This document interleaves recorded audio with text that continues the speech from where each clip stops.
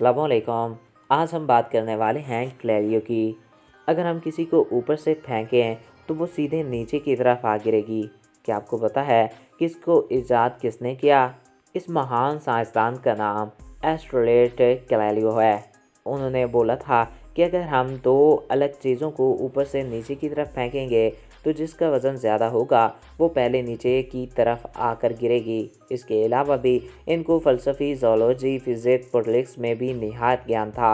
लेकिन इस महान साइंसदान की इस बात को एक साइंटिस्ट ने गलत साबित कर दिया था। दोस्तों, इस वीडियो में हम इस इंसान के बारे में बात करेंगे जिसने एस्ट्रोलॉइड को गलत साबित किया था।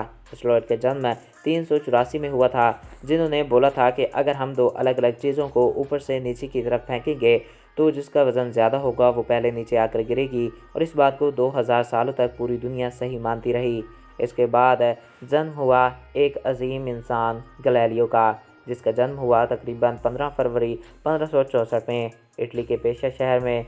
गैलीलियो एक फिजिशियन थे। 1581 में, इस साल जब उनकी उम्र 17 साल की थी, तब एक केबल पर बैठे हुए थे। तब इन्होंने देखा कि चर्च के ऊपर एक झूमर मुसलसल हिल रहा था। थोड़ी देर के बाद हवा और ज़ोर से चलने लगी, तब झूमर और भी ज़ोर से हिलने लगा। इसके बाद इन्होंने अपने सब्र के साथ झूमर की टाइमिंग को चेक किया। जब हवा कम होने लगी और दोहर कम हो गया, तब भी सर गैलीलियो ने अपने प्लस को चेक किया और वो हैरान रह गए, क्योंकि दोहन छोटा होने के साथ साथ टाइम भी कम होना चाहिए था। लेकिन टाइम तो कम नहीं हुआ, टाइम तो एक ही था। इसके बाद गैलीलियो घर आया और ख़ुद से ये टेस्ट करने की ठान ली।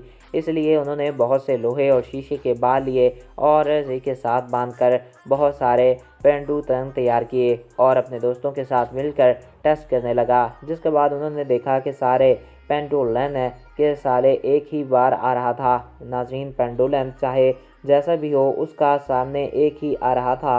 बाद में उन्होंने इसको रस्सी की लंबाई को बढ़ा दिया, जिसके बाद गैलीलियो ने देखा कि लंबाई को बढ़ाने से पेंडुलम के सामने तब्दीली आ रही थी। इसका मतलब साफ था कि सामने आबाई के सामने नो आबाद पातक थे।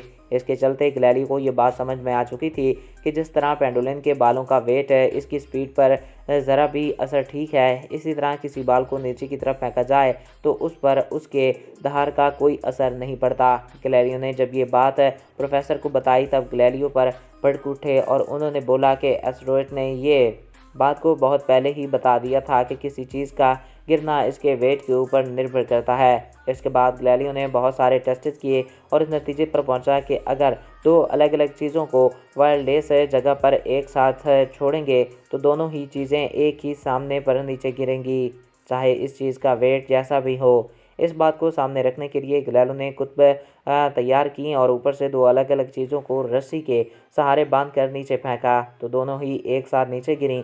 लेकिन कुछ ट्रेन का मानना है कि इस टेस्ट को करने के बावजूद गैलीलियो ने सिर्फ सोचा ही था, कभी किया ही नहीं।